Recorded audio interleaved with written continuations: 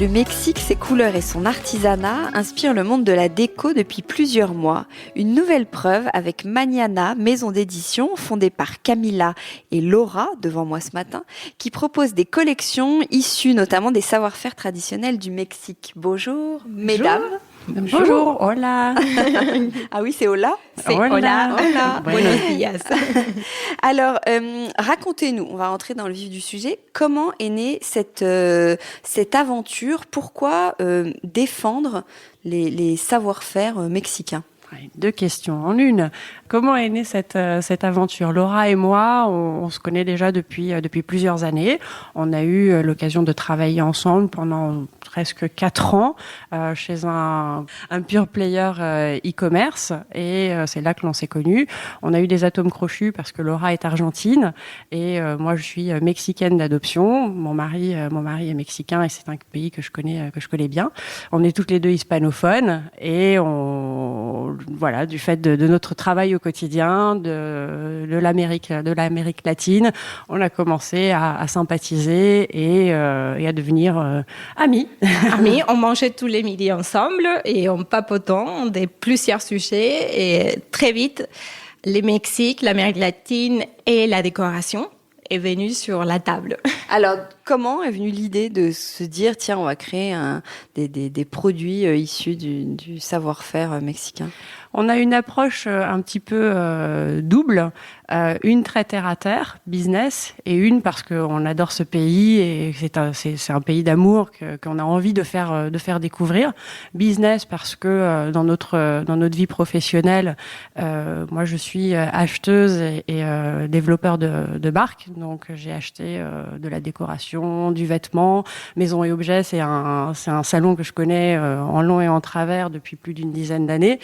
Et en discutant avec Laura, on s'est dit qu'il y avait une appétence de la clientèle pour des produits artisanaux, pour le voyage, et que le Mexique était complètement sous-représenté, alors qu'il y avait une nouvelle vague, une envie de ce type de nouveautés, de ce type de produits. Et on s'est dit, qu'est-ce qu'on peut amener, nous, sur ce créneau-là. Aussi, il y a eu un moment aussi dans notre vie professionnelle qui a été, comme les étoiles, elles se sont toutes alignées. Nous, on était prêtes, professionnellement, personnellement, et on avait cette idée très claire de faire venir des objets avec une histoire. Nous, on voyait très bien comment les présenter. On connaît par nos métiers comment les vendre et comment parler au public français, parce que nous-mêmes, on est françaises mélangées. Donc, quand on a vu ça, on s'est dit, il faut qu'on se lance. Il y a plein de signaux qui nous disent, allez-y les filles. Et c'est important aussi, c'est écouter. Et écouter parfois ses tripes. Et c'est comme ça qu'on est partis toutes les deux au Mexique. Bien avant, on avait bien travaillé la recherche de nos des artisanats et des artisans mexicains. Et c'est là qu'on est partis. On a sourcé les produits, on les a choisis. On est tous les deux très complémentaires, mais il y a un truc magique qu'on s'est mis assez rapidement d'accord de ce qu'on veut montrer en France et comment on veut les montrer en France. Et ça s'est fait tout doucement. Et après, on a eu des étoiles qui nous ont permis d'ouvrir des portes que nous, on n'imaginait pas. Et ça a été notre première collaboration avec les Palais Galliera, était en train d'organiser la très jolie exposition de Frida Kahlo et ses affaires personnelles de la Casa Azul. Et c'est là où on s'est dit, bon, allez, il faut plus hésiter, on y va. Et ça a été notre première client et c'était notre première vitrine très prestigieuse et très belle pour nous. Et alors, qu'est-ce que vous proposez? D'où viennent les produits, en fait? Alors, on travaille essentiellement sur le secteur de la décoration. On propose des objets d'art de la table, des objets de décoration, du textile, et on travaille plusieurs savoir-faire, plusieurs techniques qui proviennent de différentes régions du Mexique. Aujourd'hui, on travaille avec 6 régions, la région de Oaxaca, Jalisco, le Chiapas, Ciudad de México et Puebla. Chacune a des savoir-faire particuliers, que ce soit sur la céramique, sur le tissage. Par exemple, le verre soufflé vient de Jalisco, c'est une tradition très ancienne. La talavera qu'on va présenter, la talavera qu'on va présenter pour notre nouveauté printemps-été vient de la région de Puebla. Chaque produit, chaque objet que l'on a voulu montrer, on voulait aussi qu'il puisse raconter une histoire.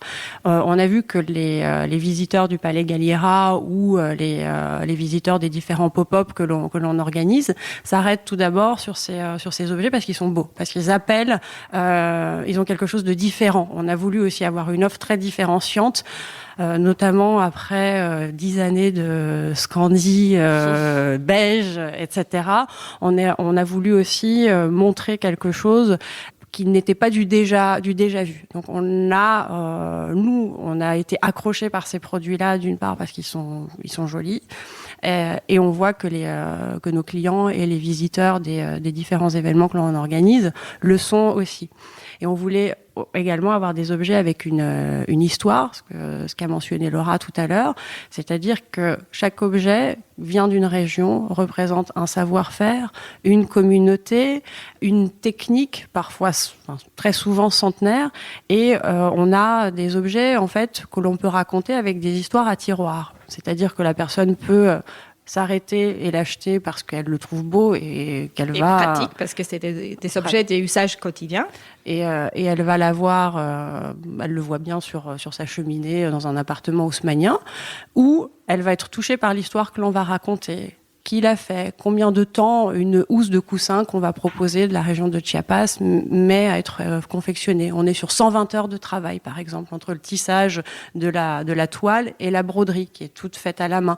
Et on a des gens qui nous écoutent parler de l'histoire du produit pendant 10 minutes, un quart d'heure, qui interagissent avec nous. Et en fait, c'est la beauté des différents interlocuteurs avec lesquels on parle, c'est qu'ils sont souvent à l'écoute de ce que l'on propose. Et c'est aussi cette valeur ajoutée qu'on avait envie d'amener, de créer une histoire autour de l'objet. C'est pas un objet d'une grande marque qu'on achète juste parce qu'il est pratique et pas cher.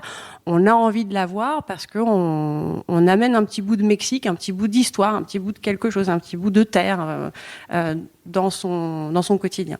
Et c'est surtout le pari qu'on a fait en ramenant ces objets d'usage quotidien, beaux et avec une histoire, c'est que la personne, elle s'attache à cet objet, qu'il a envie de la garder, qu'il a envie de la transmettre à l'intérieur de sa famille ou faire un cadeau aux amis. Et qu'on est tous autour d'une table ou assis dans un joli canapé avec des jolis coussins, ça peut aussi entamer une discussion, une découverte du Mexique d'une autre manière. C'est aussi pourquoi des noms des marques. Mañana, ça veut dire le matin, et aussi le lendemain. Donc pour nous, c'est une histoire qui commence avec une nouvelle lumière, une nouvelle vision de la décoration, de comment on peut aussi créer des ponts entre différentes cultures, différents moments historiques aussi, parce que c'est des produits qui ont été créés par des peuples autochtones comme les Mayas. Donc il y a toute cette histoire qu'on veut aussi dire, c'est très actuel, c'est très moderne et peut avoir une place chez vous. C'est comme si on avait rapporté quelque chose de voyage, en fait. Absolument, mais en se sortant de ces clichés d'un souvenir que je ne veux plus utiliser. Parce que parfois, ça nous arrive. Quand on est dans un pays un peu étranger, on est fasciné par les contextes et on s'est dit, je vais prendre ça. Et finalement, après, je l'utilise plus, on reste caché. Là, l'idée, c'est que c'est des objets que nous, on a été chercher parce qu'on sait qu'ils vont plaire et qu'ils peuvent se marier très facilement à notre culture française.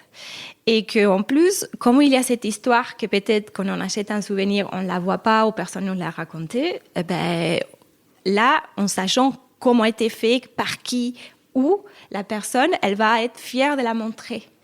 Et un point très important pour nous, c'était aussi la qualité des objets qu'on ramène. Et ça, c'est un point qui est intransigeant pour Camille et pour moi. C'est de l'artisanat, c'est fait main, mais c'est fait très bien, avec passion, avec du temps et avec conviction. Alors, comment vous travaillez avec les artisans au Mexique ?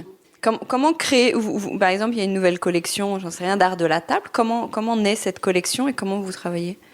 Est-ce que je peux rajouter quelque chose? Ouais, bien sûr. À ce que disait Laura et pour clore en fait cette partie objet et démarche, on n'a pas voulu aussi, on a voulu sortir de l'aspect folklorique du Mexique. On ne veut pas présenter un Mexique guacamole, sombrero, moustache comme on le voit souvent, parce que le Mexique il a beaucoup plus à offrir et on le voit aujourd'hui aussi avec la déferlante de designers, etc., et autres artistes qui piquent la curiosité des Français et des Européens de manière générale. Et il y a quelque chose d'autre, de plus moderne, de plus contemporain. On a une scène artistique et de designers qui est foisonnante au Mexique.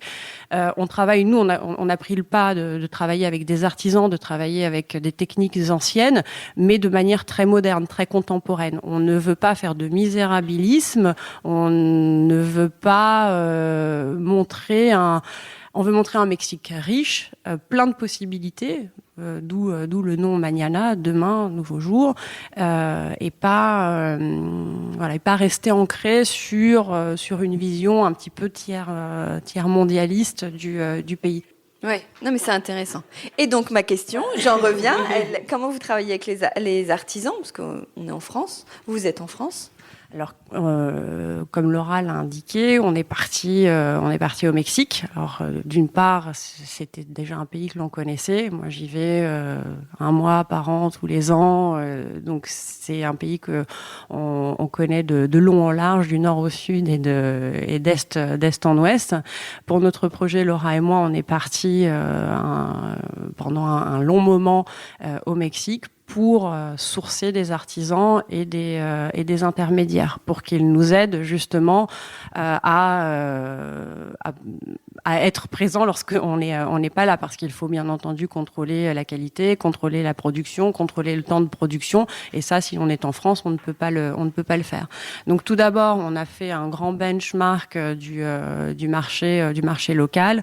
On a vu quels étaient les produits qui nous intéressaient, les techniques, quels étaient les artisans les maîtres artisans et les artisans qui étaient en capacité de confectionner les produits et les objets que l'on avait envie de montrer ici, quelles étaient les marques qui travaillaient avec ces artisans.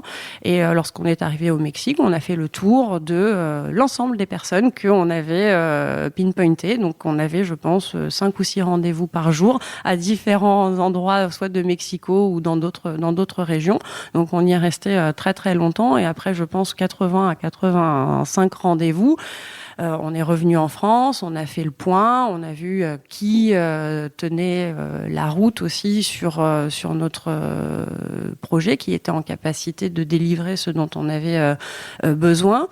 Et on a eu la chance, toujours avec cette histoire d'étoiles alignées, de trouver aussi des formidables relais au Mexique qui nous ont aidés à monter notre projet. On travaille en direct avec des artisans et avec des intermédiaires qui ont des contacts avec des artisans, des contacts privilégiés, et on a pu petit à petit monter nos collections, sélectionner les objets, beaucoup d'allers-retours, on travaille beaucoup de céramique, donc beaucoup de casses, beaucoup d'essais. Mais on y est arrivé, on a accouché au bout de 6 mois, et assez rapidement d'ailleurs du projet et des objets. Mais à nouveau aussi, quelque chose de feeling. Ça a été, finalement, on a décidé de travailler avec des artisans ou des intermédiaires qui comprenaient notre démarche, qui s'étaient d'accord, que savaient qu'ils pouvaient nous faire confiance, et que nous, on pouvait les faire confiance, parce qu'il y avait un jeu des distances et peut-être pas tout le temps être là. Donc ça, c'était pour nous clé de se regarder dans les yeux et se dire, OK, voici, on tente parce que votre projet nous plaît, la manière de les présenter, la manière de comment vous voyez les développements de votre marque et de l'artisanat mexicain en France ou en Europe. Et l'idée, c'est, comme Camille a dit toujours, les présenter comme on comprend l'artisanat d'art en France, en Italie, en Espagne, au Portugal, les amener vers ça. Et donc, eux, ils nous donnent, c'est une manière de dire, ils nous prêtes et nous font le plaisir de faire connaître leurs produits et les produire dans les conditions que nous, on souhaite. Et nous, en contrepartie, on a ce savoir-faire de comment communiquer en Europe, en France. On travaille ensemble, on les a aidés à certains à pouvoir importer et exporter. C'était la première fois, donc on a fait ces démarches administratives ensemble. Donc il y a encore une fois ce dialogue entre leur savoir-faire et les nôtres. Vous parlez même d'artisanat d'art, c'est quelque chose qui est fort au Mexique ou c'est vous qui avez été chercher spécifiquement? Alors, c'est fort parce qu'il est là, mais peut-être il n'est pas encore compris et il n'est pas encore aussi peut-être défendu par des institutions, par les gouvernements. Ça commence doucement parce que dans cette nouvelle vague d'architectes ou d'artistes, il y a beaucoup de jeunes qui ont fait ces études à l'extérieur et ils reviennent au Mexique. Donc, ils ont vu qu'il y a toute cette démarche des connaissances et des légitimité des choses faites main et faites bien. Mais ce n'est pas encore ça. Il faut encore beaucoup expliquer, beaucoup apprendre aussi à valorer leurs produits. Donc, c'est une démarche que pour nous, elle fait partie de notre projet. Il y a une certaine forme de dualité au Mexique, en fait, quant à l'artisanat d'art. Et on l'appelle souvent aussi arte popular, l'art populaire. Il y a une espèce de forme de construction encore aujourd'hui de qu'est-ce que sera le demain, en fait, le futur de cet artisanat-là. Il faut aussi savoir que les premiers clients d'artisanat mexicain, ce sont les étrangers. Souvent les touristes et beaucoup les Américains. Et ça donne une certaine vision, un certain twist aussi au développement de ce marché. Le client américain, il a un pouvoir d'achat confortable. Le client européen et surtout français, il n'a pas la même démarche lorsqu'il va voir ou découvrir un artisanat. Donc on est sur deux mindsets complètement différents. Néanmoins, au Mexique, il y a toute une construction aussi de cet artisanat nouveau. Le gouvernement, via différents organismes et même des organismes privés comme le Citibanamex, enfin c'est une banque qui a une fondation, il préserve ce patrimoine-là et nomme des grands maîtres artisans. Donc il y a une vraie démarche de trouver la personne qui sait maîtriser l'art du barro negro, la personne qui sait maîtriser l'art du barro vidriado, qui sait faire de magnifiques ananas ou des magnifiques chandeliers, avec un détail et une précision de dingue. Et donc il y a quand même cette volonté pas de le formaliser, mais en tout cas de le valoriser. Et c'est dans cette démarche-là que nous, on a envie de s'inscrire, d'autant plus qu'on est abreuvé de ça en France, de par nos métiers, de par notre passion aussi, puisque notre vie personnelle, elle nous amène à ça. En France, on a des entreprises du patrimoine vivant, on a des métiers d'art, c'est quelque chose que l'on défend. Et c'est aussi avec cet esprit-là qu'on est allé au Mexique. C'est un long travail, on prétend absolument pas révolutionner la société mexicaine parce que c'est quelque chose qui n'est pas possible. Mais modestement, on essaye de planter les petites graines aussi avec des artisans, avec des intermédiaires pour que cette vision, elle switch aussi un petit peu. Et c'est aussi pour ça, comme Laura le soulignait, qu'on a au final, après tous les rendez-vous que l'on a eus au Mexique, on a travaillé aussi avec les gens qui sont un peu câblés comme nous, finalement, qui ont entendu le message et avec lesquels on a vu qu'on pouvait faire un bout de chemin ensemble et qu'on pouvait développer quelque chose, que ce soit en termes de produits, que ce soit en termes de logistique ou de mindset de wholesale, parce qu'il y a toujours on a une jolie image, on a une belle présentation, on a un super premier client, Galliera. Mais derrière tout ça, on est un business et il faut gérer la logistique, il faut gérer les taux de change, il faut gérer la production, il faut gérer la comptabilité. C'est aussi tout ce pan-là et beaucoup de choses, on doit les faire à distance avec le Mexique. Donc c'était aussi un pari et un challenge de trouver les bonnes personnes là-bas qu'on a pu accompagner, mais qui étaient aussi prêtes à faire un pas dans notre direction, à nous suivre dans quelque chose qu'ils comprenaient peut-être pas forcément, mais ils sont contents du résultat aujourd'hui, d'avoir vu leurs objets au Palais Galliera ou à Paris tout simplement. Et c'est un super retour parce que eux ils sont très contents. Ouais, tu nous parles de différents pop-up. Où est-ce qu'on trouve vos produits là? Quelqu'un qui est intéressé, où est-ce qu'il peut aller voir et les acheter? On est 100% digital, donc on est disponible sur nos sites internet. Et aussi, comme on connaît, on sait que on a envie de toucher, on a envie de voir. Avec Camilla, on essaye d'être présente physiquement dans différents pop-up. Donc, en général, on va essayer d'avoir un pop-up par mois qu'on communique sur notre Instagram, ou une newsletter. Et dans les prochains mois, on organise des petites pop-up. Ok, super. Eh ben, merci beaucoup. C'est hyper intéressant. On a envie d'aller voir. Bon, moi, j'ai déjà été voir, mais j'invite tout le monde à aller voir. Super. Au revoir Camilla, au revoir Laura. Merci. À pronto. Merci beaucoup, c'était un plaisir. Avec Décodeur, la déco, ça s'écoute.